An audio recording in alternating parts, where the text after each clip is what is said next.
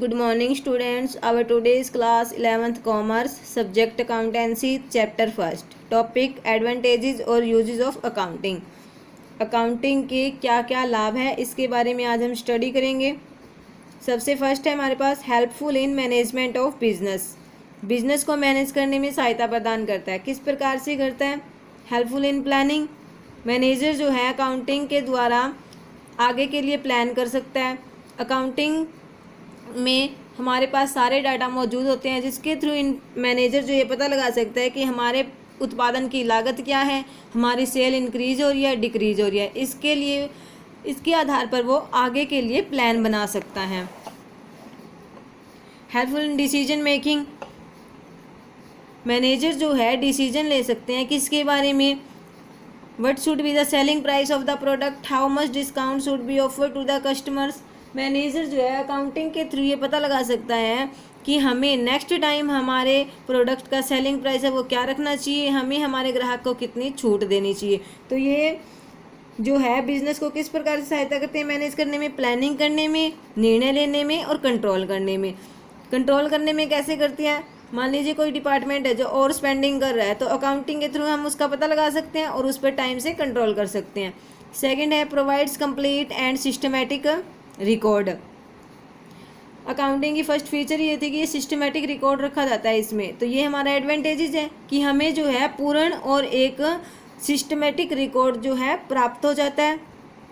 Information regarding profit और loss.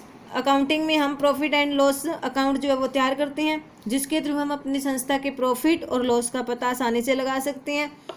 Information regarding financial positions. Accounting के द्वारा हम फाइनेंशियल ईयर के एंड में जो है बैलेंस शीट जो है तैयार करते हैं जिसके थ्रू हम अपनी फाइनेंशियल पोजीशन, हमारी वित्तीय स्थिति का पता लगा सकते हैं कि हमारे पास कितनी एसेट्स है, कितनी लाइबिलिटीज़ है। Enables comparative study. अकाउंटिंग के थ्रू हम अपने एक साल की जो भी कॉस्ट है, एक्सपेंसेस है, सेल्स है, प्रॉफिट्स हैं, उनको पिछले सालों से कंपेयर कर सकते हैं। हम ये आइडिया लगा सकते हैं कि पिछले साल की तुलना में इस साल हमारे जो प्रॉफिट्स है वो कम हुए हैं या ज़्यादा हुए हैं, हमारी सेल जो है इंक्रीज हुई है या डिक्रीज हुई है। Helpful in assessment of tax liability. Profit and loss account balance sheet के थ्रू हम अपनी जो भी इनकम है वो आसानी से पता लगा सकते हैं और उस पर जो टैक्स है, जो हमारी टैक्स लाइबिलिटी बनती है उसको हम आसानी से एसेस कर सकते हैं, टैक्स को कैलकुलेट कर सकते हैं। Evidence in legal matters. अगर हमें कोई कानूनी कार्यवाही करनी है तो इन जो डॉक्यूमेंट होते हैं जो हम अकाउंटिंग में तैयार करते हैं उन्हें हम सबूत के तौर पे पेश कर सकते हैं। Facilitates sale of the business. जब हमें अपने बिजनेस जो है व्यवसाय विक्रय करना है तब हमें अकाउंटिंग के द्वारा आसानी हो जाती है क्योंकि इससे हम अपने बिजनेस का परचेज प्राइस जो है वो आसानी से डिसाइड कर सकते हैं। Helpful in raising loans. अगर बिजनेस को फाइनेंशियल इंस्टीट्यूशन या बैंक से लोन लेना है तो उसके लिए उसे अकाउंटिंग जो है डाटा प्रोवाइड करवाने पड़ते हैं बैंक को। कौन कौन से? Final account, fund flow statement, cash flow statement. ये स्टेटमेंट होते हैं जो फाइनेंशियल स्टेटमेंट्स कहलाते हैं। इन्हें देखकर ही बैंक या फाइनेंशियल इंस्टीट्यूशन जो है बिजनेस को लोन देने के लिए तैयार होता है। अगर बिजनेस की फाइनेंशियल पोजीशन अच्छी है तो आसानी से लोन मिल जाता है। Helpful in partnership accounts. Accounting क्या है वो पार्टनरशिप अकाउंट्स में भी सहायता करती है। किस प्रकार से? क्योंकि पार्टनरशिप अकाउंटिंग में जब भी कोई पार्टनर जो है नया पार्टनर आता है, कोई पुराना पार्टनर अवकाश ग्रहण करता है या किसी पार्टनर की मृत्यु हो जाती है या फर्म का समापन होता है तो उस टाइम जो है हमें एसेट्स की किस प्रकार से ट्रीटमेंट करनी है ये हम अकाउंटिंग के थ्रू आसानी से पता लगा सकते हैं। Goodwill of the firm is also valued on the basis of the accounting records. Goodwill हम किस प्रकार से निकालते हैं? अकाउंटिंग पार्टनरशिप अकाउंट्स में जो हमें पिछले रिकॉर्ड्स है, जो हमारे अकाउंटिंग के पिछले रिकॉर्ड्स हैं उन्हीं के आधार पे हम गुडविल को निकालते हैं। Helpful in prevention and deduction of errors and frauds. धोखाधड़ी और गलतियों से हम अकाउंटिंग के थ्रू बच सकते हैं। आगे हमारे पास अकाउंटिंग की लिमिटेशंस। लिमिटेशन में हम क्या शामिल करते हैं कि एडवांटेजेस तो है हमारे पास अकाउंटिंग के, लेकिन इसकी कुछ सीमाएं भी हैं। कौन कौन सी सीमाएं हैं?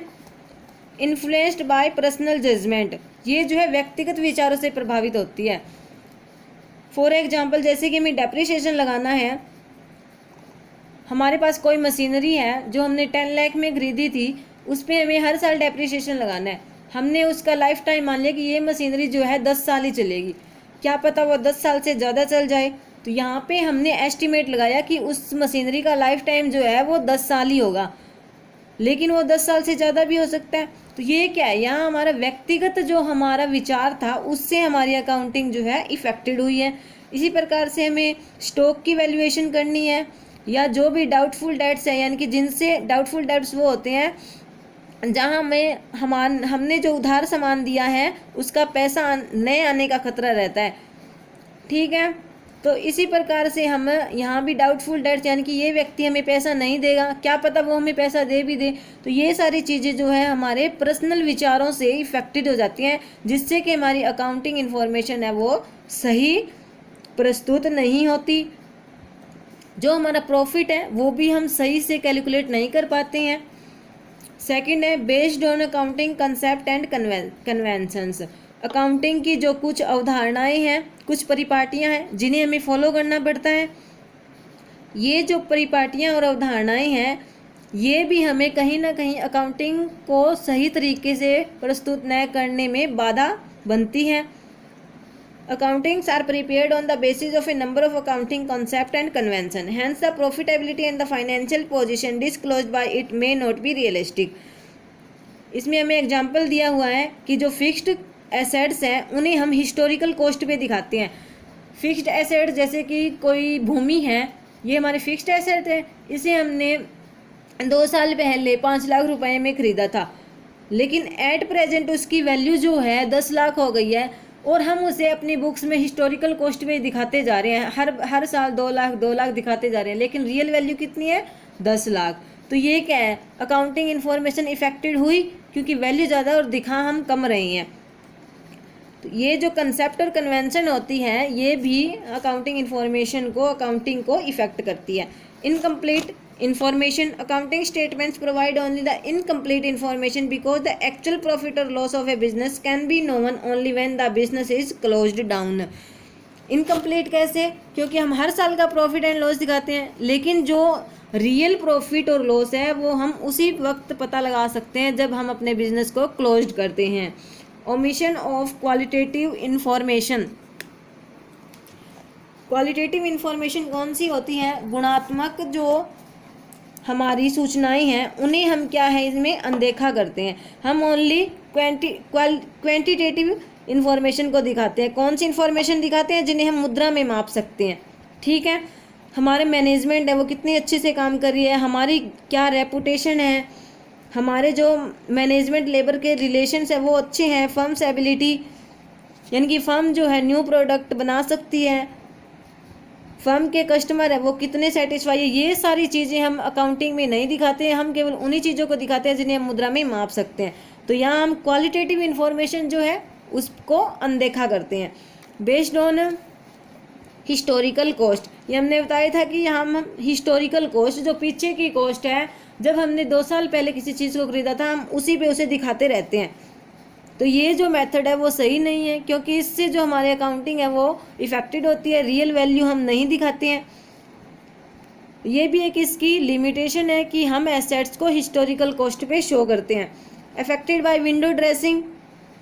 Window dressing refers to the practice of manipulating accounts so that the financial statement में disclose a more favourable position than the actual position. Window dressing का मतलब होता है कि अकाउंटिंग में जो है हेरा फेरी करना। फाइनेंशियल जो स्टेटमेंट्स है हमारे, profit and loss accounts, balance sheet, cash flow statement, fund flow statement, उनको इस प्रकार से दिखाना कि वो हमारे व्यवसाय के अनुकूल है, जिससे कि हम जो है हमारी एक्चुअल पोजीशन है वो नहीं दिखा पाते। तो विंडो ड्रेसिंग जो हम अकाउंट्स में करते हैं, अकाउंटिंग में विंडो ड्रेसिंग का खतरा रहता है। For example the purchase made at the end of the year may not be recorded और द क्लोजिंग स्टॉक में बी ओवर वैल्यूड। यहाँ पे जो परचेज हमने लास्ट में की थी साल के, वो हमने अपने लास्ट की बैलेंस शीट में, हमने trading and profit and loss account में दिखाई नहीं, और हमारा जो क्लोजिंग स्टॉक पड़ा है वो हमने ज़्यादा ही वैल्यू पे दिखा दिया। तो जिससे क्या है हमारे रियल प्रॉफिट है वो कम दिखाई देंगे। तो ये क्या है कि हमारे जो रियल प्रॉफिट है, जो एक्चुअल में हमें हुए हैं वो इन सीमाओं के कारण हम पता नहीं लगा पाते हैं। तो अकाउंटिंग की जो है कुछ लिमिटेशन भी है और एडवांटेजेस भी है। लास्ट लिमिटेशन है unsuitable for forecasting. Financial accounts are only a record of past events. इसमें केवल हम क्या है, पास्ट इवेंट्स को दिखाते हैं। Continuous changes take place in the demand of the product, policies, the position of competition etcetera. हम इसमें क्या है, अकाउंटिंग में जो भी हम स्टेटमेंट तैयार करते हैं उनमें हम लास्ट ईयर का दिखाते हैं, लेकिन टाइम क्या है, चेंजेबल। हर टाइम कोई ना कोई चेंज होता रहता है। कभी प्रोडक्ट की डिमांड में चेंज हो गया, कभी पॉलिसीज़ में चेंज हो गया, कभी कोई जो नया प्रतियोगी है वो बाजार में आ गया। तो ये क्या है कि the financial analysis based on past events may not be of much use of forecasting. Last year को देख करके हम जो है आगे के लिए भविष्यवाणी नहीं कर सकते कि हमें अगले वर्ष में भी प्रॉफिट होंगे। आगे के लिए हम प्लानिंग नहीं कर पाते हैं अच्छे से, क्योंकि ये लास्ट डाटा पर बेस्ड होती है। तो ये थे हमारे अकाउंटिंग के एडवांटेजेस और इसकी लिमिटेशंस। अकाउंटिंग की लिमिटेशंस है, लेकिन इन लिमिटेशन को दूर करके हमें इसके एडवांटेजेस को पहचानना चाहिए, क्योंकि अकाउंटिंग के जो है हमारे पास बहुत सारे एडवांटेजेस हैं जो हमें बिजनेस को सक्सेसफुली रनिंग करने में हेल्प करते हैं। तो हमें अपने अकाउंट्स को अच्छे से मेंटेन करके रखना चाहिए। थैंक्स।